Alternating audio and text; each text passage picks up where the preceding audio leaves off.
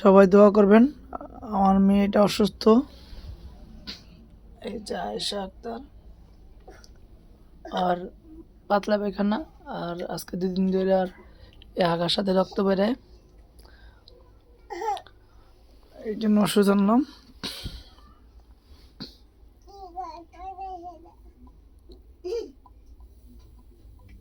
বাবা তুমি ছবি তুলেছো না, এটা কি কর পাদা সারা